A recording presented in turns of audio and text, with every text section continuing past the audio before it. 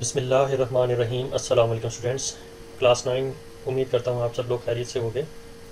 आपको सर अनवर के साथ मैथ फैक्टर में कुछ आमदीद है। स्टूडेंट्स, हम क्लास 9 मैथमेटिक्स की सीरीज़ कर रहे हैं और इस सिलसिले में हमने चैप्टर नंबर 7 और इसकी एक्सरसाइज 7.1 जो है कंटिन्यू करनी है।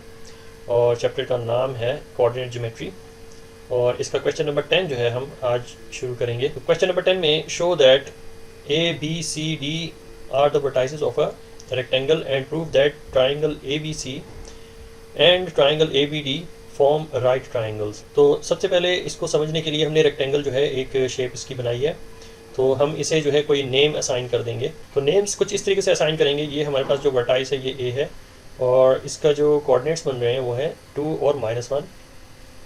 तो यहाँ पे इसे हम जो है मेंशन कर देते हैं 2 and -1।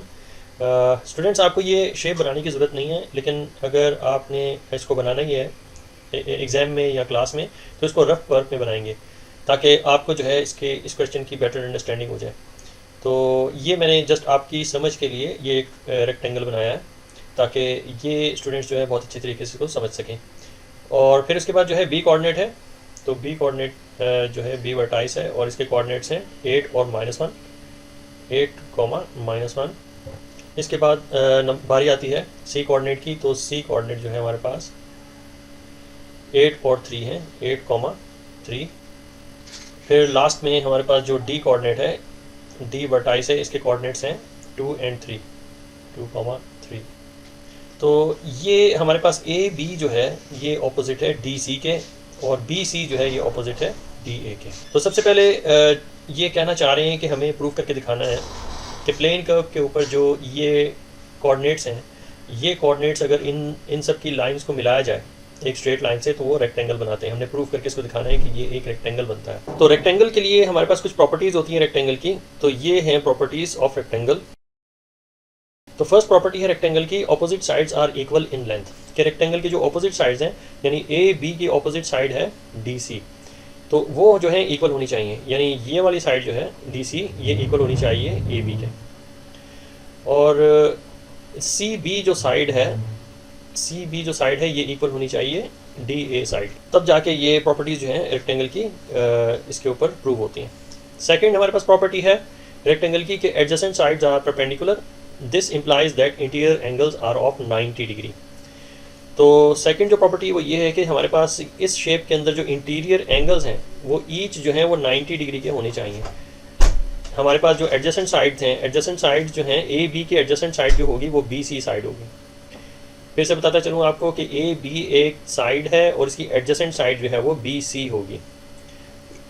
तो यहाँ पे मैं आपको मेंशन करके दिखाता हूँ कि ए बी साइड जो है, A B line is adjacent to B C line, ये बी सी लाइन के एडजेसेंट है। और जहाँ पे ये मीट करते हैं ये एक दूसरे के ऊपर परपेंडिकुलर बनाते हैं और ये परपेंडिकुलर जो है नतीजतन 90 डिग्री का इंटीरियर एंगल देता है। बिल्कुल इसी तरीके से डी सी जो है, डी सी लाइन ये एडजेसेंट किसके है, बी सी लाइन के एडजेसेंट है। डी सी लाइन जो है वो बी सी लाइन के एडजेसेंट होगी और यहाँ पे भी जब ये मीट करते हैं दोनों लाइंस तो ये 90 डिग्री का एंगल बनाते हैं। तो ये प्रॉपर्टी जो है सेकंड प्रॉपर्टी, इसका ये मीनिंग है। मैंने आपको इसको जो है एलेबरेट करके भी दिखा दिया। तो ये दोनों प्रॉपर्टीज़ एक किस्म की दोनों कंडीशंस हैं। ये कंडीशंस अगर फुलफिल होती हैं तो इट मीन्स हमने ये जो कोऑर्डिनेट्स हैं इसको प्रूव करना है कि ये एक रेक्टेंगल है इन दोनों प्रॉपर्टीज़ की बेसिस पे। तो ये जो प्रॉपर्टीज़ हैं ये रेक्टेंगल की प्रॉपर्टीज़ हैं। तो चलते हैं क्वेश्चन की तरफ और ए बी साइड जो है, ए बी साइड का जो है वो लेंथ फाइंड करते हैं। तो लेंथ फाइंड करने का हमारे पास जो फार्मूला है वो एज़ यूजुअल जो है हमारे पास distance is equal to x2 minus x1 whole squared plus y2 minus y1 whole squared whole under square root. तो यहाँ पे हम जो है डिस्टेंस का फार्मूला यूज़ करेंगे। So distance is equal to x2 minus x1। चूँकि हमने ए बी लाइन का डिस्टेंस फाइंड करना है तो लिहाजा यहाँ पे हम ए बी लाइन लिखेंगे। So A B line is equal to x2 minus x1। x2 हम सपोज कर लेते हैं कि ये b के कोऑर्डिनेट्स x2 और y2 हैं और a के कोऑर्डिनेट्स जो है वो x1 और y1 है। अब ये वैल्यूज़ जो हैं प्लग इन होंगी डिस्टेंस के फार्मूले में। तो x2 माइनस x1 यानी 8 माइनस 2 लिखेंगे, 8 माइनस 2 और इसका कर लेंगे होल स्क्वायर। इसी तरीके से y2 माइनस y1 हमारे पास हो जाएगा, प्लस ड्रॉ कर लेंगे साइन और इसी तरीके से -1 जो है ये हमारे पास y2 है, इसे हम ब्रैकेट में लिखेंगे। इसको जो है माइनस करेंगे -1 से, क्योंकि y1 भी जो है वो भी -1 है, और इसका हम कर लेंगे होल स्क्वायर। ये पूरी वैल्यू जो है वो स्क्वायर रूट में रहेगी। इसे हम सिंप्लीफाई कर लेंगे, तो A B line is equal to 8 - 2 जो है वो 6, और 6 का स्क्वायर जो है वो 36 होगा। जबकि दूसरी जानिब जो है हमारे पास जो सेकंड टर्म है वो 0 आती है, क्योंकि 1 पॉजिटिव और 1 नेगेटिव, ये 0 आंसर देता है, और हमें इसे जो है मेंशन करने की ज़रूरत नहीं। तो 8 - 2 इज़ 6, 6 का स्क्वायर जो है वो 36 होगा। तो यहाँ पे हमने जस्ट 36 अंडर रूट लिखना है। इसका नेट रिज़ल्ट जो है वो आएगा 6 यूनिट्स। तो हमारे पास ए बी लाइन जो है वो 6 यूनिट्स है, तो यहाँ पे हमने इसको मेंशन कर देना है 6 यूनिट्स। अब इसके ऑपोजिट यानी ए बी लाइन के ऑपोजिट जो है वो डी सी लाइन है, इसका भी हमने डिस्टेंस जो है फाइंड कर लेना। तो सी डी लाइन का डिस्टेंस जो है वो हम फाइंड करने जा रहे हैं। तो C D line is equal to D के कोऑर्डिनेट्स को हमने x2 y2 सपोज कर लेना है। तो हमारे पास यहाँ पे x2 जो है वो 3 है, और x1 जो है वो भी 3 होगा। तो 3 - 3 इसका हम whole square according to formula, plus y2 - y1, x2 - x1 जो है वो 8 - 2 होगा। तो 8 - 2 इसका हम कर लेंगे होल स्क्वायर। ये सारी वैल्यू जो है वो रूट के अंदर होगी। तो सी डी हमारे पास ये फर्स्ट टर्म 0 आती है, और जबकि सेकंड टर्म जो है वो 6 का स्क्वायर यानी 8 - 2 6 है, 6 का स्क्वायर 36 होगा। तो ये 36 अंडर रूट हमारा इसका जो है नेट रिजल्ट है, जिसका आंसर आएगा 6 यूनिट्स। हमने इसे जो है मेंशन करना है DC लाइन के ऊपर कि इनका जो डिस्टेंस है वो है 6 यूनिट्स। अब हम मालूम करेंगे BC लाइन का डिस्टेंस। सो BC लाइन का डिस्टेंस भी जो है डिस्टेंस के फार्मूले से फाइंड किया जाएगा। तो BC is equal to x2 - x1। हम सपोज कर लेंगे कि C के कोऑर्डिनेट्स x2 और y2 हैं, तो लिहाजा x2 में से x1 माइनस करेंगे तो 8 - 8 लिखेंगे। ये x2 - x1 whole square plus y2 - y1 यानी 3 - -1, 3 - -1 इसका भी हम कर लेंगे होल स्क्वायर। ये पूरी एक्सप्रेशन जो है वो रूट के अंदर रहेगी। इसे फर्दर हम सिंप्लीफाई करेंगे, तो हमारे पास फर्स्ट टर्म जो है ये 0 निकलेगी, जबकि 3 + 1 इज़ 4, और 4 का स्क्वायर जो है वो 16 होगा। तो 16 अंडर रूट जो है इसका नेट रिजल्ट है, और इसका आंसर है 4 यूनिट्स। तो यहाँ पे हमने मेंशन करना है 4 यूनिट्स। बिल्कुल इसी तरीके से स्टूडेंट्स हमने डी ए लाइन का डिस्टेंस जो है वो फाइंड कर लेना है। तो हमने जो है डिस्टेंस का फार्मूला ही यूज़ करना है डी ए का डिस्टेंस फाइंड करने के लिए। तो डी और ए कोऑर्डिनेट्स का डिस्टेंस x2 - x1 यानी हमने सपोज कर लेना है कि a की वैल्यूज़ x2 और y2 हैं। मैं इसे इरेज कर देता हूँ। हम सपोज कर लेंगे कि ये a के कोऑर्डिनेट्स हैं x2 एंड y2। तो अकॉर्डिंगली हमारे पास ये जो d होगा ये x1 y1 हो जाएगा। तो x2 में से x1 को माइनस करना है, यानी 2 में से 2 को माइनस करेंगे, प्लस y2 - y1 यानी -1 में से माइनस करेंगे 3 पॉजिटिव को, तो ये -3 हो जाएगा। तो इसका भी हम जो है होल स्क्वायर कर लेंगे, और ये सारी वैल्यू जो है अंडर स्क्वायर रूट रहेगी। तो डी ए का जो आंसर है फर्स्ट टर्म जो है 0 होगी, तो सेकंड टर्म जो है -4 है। दोनों को ऐड किया जाए तो ये -4 आंसर देगा, और इसका स्क्वायर जो है +16 होगा। तो +16 अंडर रूट जो है इसका नेट रिजल्ट है, और इसका आंसर जो है 4 यूनिट्स है। तो यहाँ पे हमने इसे मेंशन करना है कि ये डी ए जो कोऑर्डिनेट्स के दरमियान का डिस्टेंस है वो है 4। तो ये प्रूव हुआ कि हमारे पास ये जो ऑपोजिट साइड्स हैं ये बिल्कुल एक दूसरे के इक्वल हैं, और बी सी साइड जो है डी सी साइड जो है वो ए बी साइड के बिल्कुल जो है कॉन्ग्रुएंट है, और दोनों की लेंथ जो है वो सेम है। अब क्वेश्चन का नेक्स्ट पार्ट जो है हमसे पूछा जा रहा है कि प्रूफ करके दिखाना है कि ट्राइंगल ए बी सी यानी इसी शेप के अंदर जो ट्राइंगल ए बी सी है और ट्राइंगल ए बी डी है ये राइट ट्राइंगल्स बनाते हैं। तो सबसे पहले ट्राइंगल ए बी सी जो है मैंने वाज़े तौर पे इसे जो है शेडेड रीजन में शो कर दिया है। ए बी सी ये जो है ग्रीन कलर का ट्राइंगल है। तो ट्राइंगल ए बी सी जो है ये हमें प्रूफ करके दिखाना है कि ये राइट ट्राइंगल है।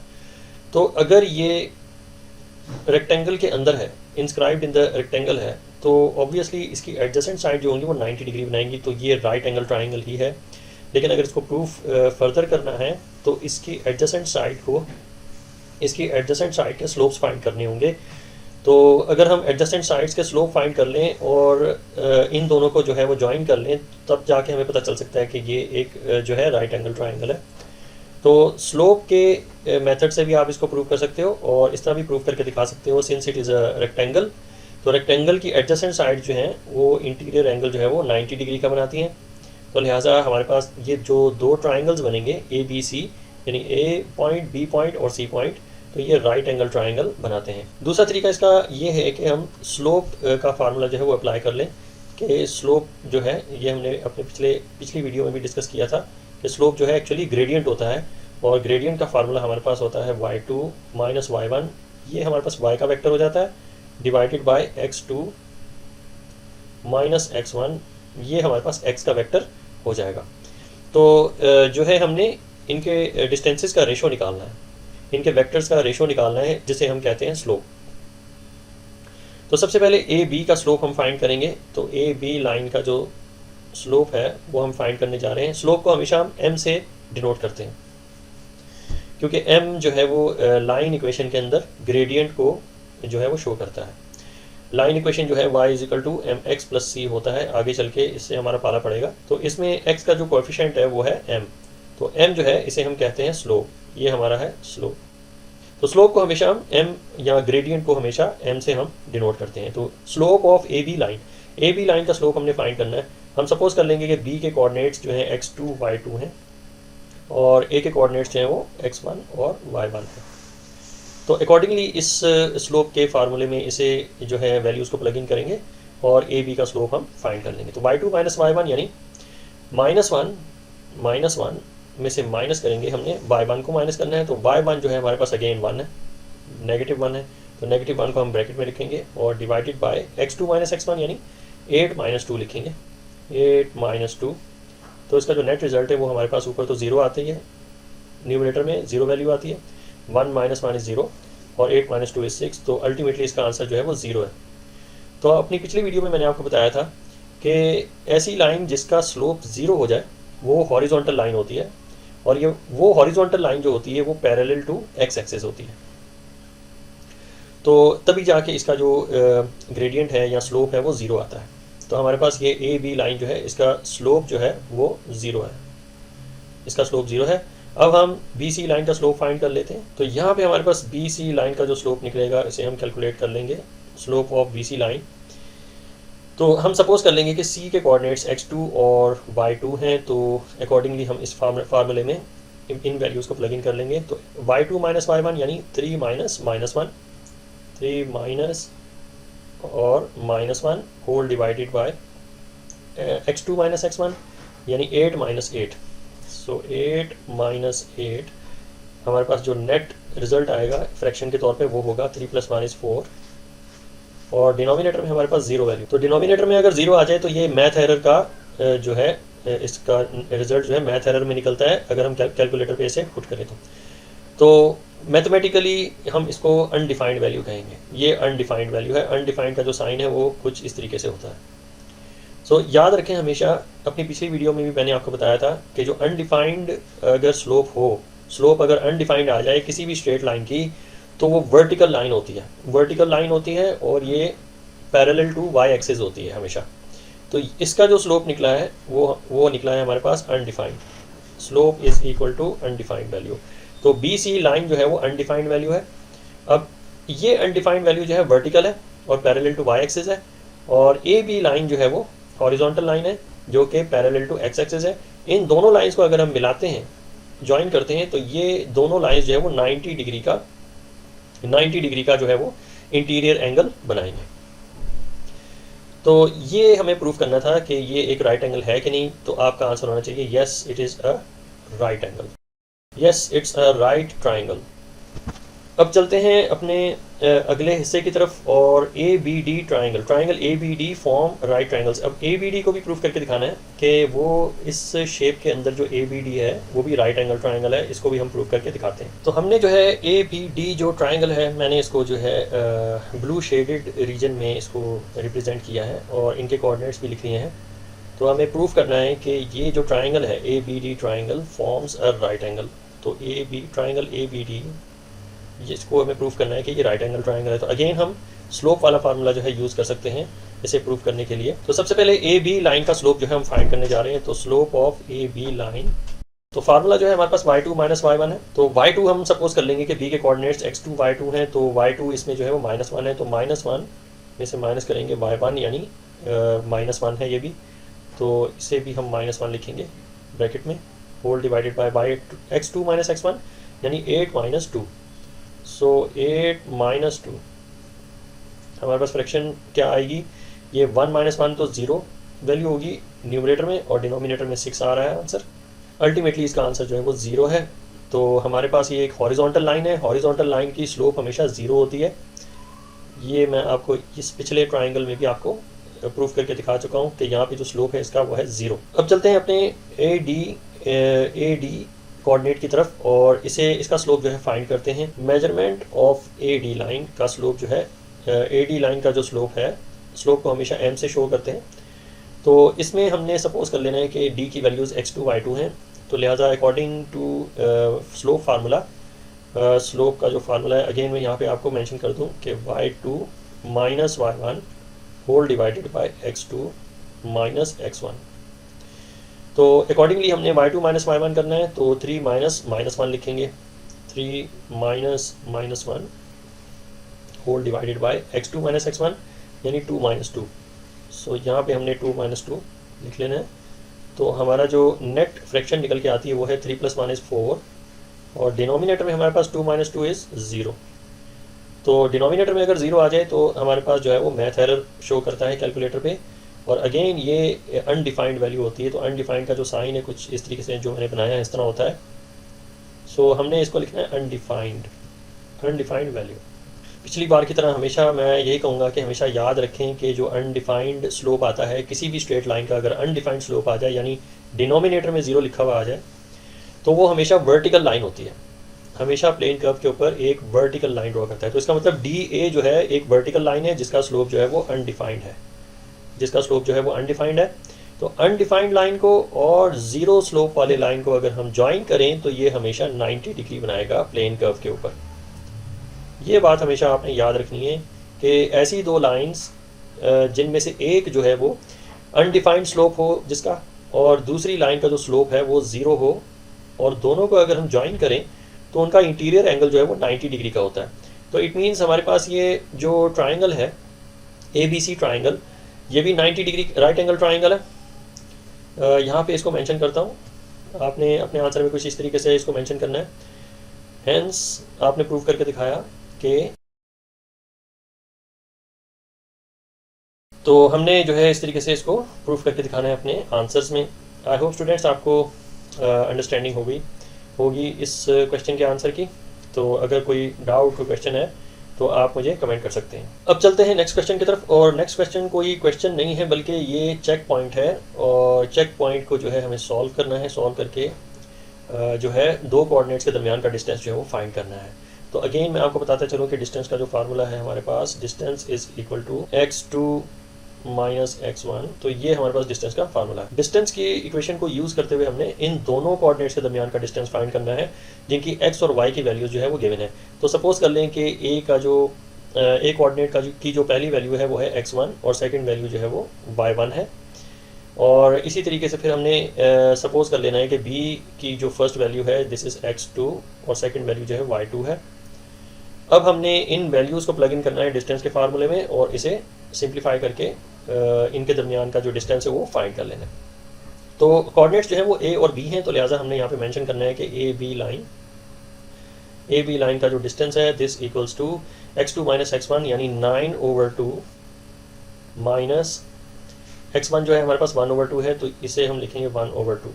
इसका जो है हमने होल स्क्वायर कर लेना है, प्लस और फिर y2 माइनस y1 यानी -8/2 में से हम माइनस करेंगे y1 को, और y1 भी जो है वो नेगेटिव वैल्यू है, तो इसे हम जो है ब्रैकेट में लिखेंगे -3/2। इसका जो है हम होल स्क्वायर कर देंगे। तो वैल्यू जो है वो प्लग इन हो गई हैं। अब हम इसे सॉल्व करने जा रहे हैं। तो A B line is equal to हमारे पास जो है ये 9 - 1 जो है वो 8 है, और डिनोमिनेटर में हमारे पास जो है वो 2 ही रहेगा, और इसका हम कर लेंगे whole square. Right hand side पे जो है दूसरी वैल्यू जो होगी वो हमारे पास होगी -8/2, और ये हमारे पास नेगेटिव, और -3/2 का ये हमारे पास नेगेटिव से मल्टीप्लाई होगा, तो ये +3/2 बन जाएगा, +3/2, और इसका हम कर लेंगे whole square. Whole under square root. Further हम इसे सिंप्लीफाई करते हैं और ए बी लाइन का डिस्टेंस फाइंड करते हैं। A B line is equal to, students इस फ्रैक्शन को हम सिंप्लीफाई कर सकते हैं, तो यहाँ पे 4 का स्क्वायर रहेगा, 4 स्क्वायर प्लस हमारे पास जो नेक्स्ट टर्म है वो आएगी हमारे पास 3 माइनस 8 इज़ -5, सो ये -5/2 का होल स्क्वायर हो जाएगा, होल अंडर स्क्वायर रूट। मज़ीद इसे सिंप्लीफाई करेंगे तो A B line is equal to 4 square जो है हमारे पास ये 16 आंसर आएगा, प्लस और -5/2 का स्क्वायर करेंगे तो ये 25/4 आंसर देगा हमें, और सारी की सारी टर्म जो है वो रूट के अंदर रहेगी। इसे हम कैलकुलेटर पे जो है कैलकुलेट कर लेंगे। तो रूट के अंदर हमने इसको इनपुट देनी है 16 प्लस आगे हमारे पास फ्रैक्शन है 25/4, तो इसका नेट रिजल्ट जो है हमारे पास √89/2 आता है। So A B line is √89 divided by 2। तो ये जो है हमारे पास इसका डिस्टेंस है यूनिट्स में।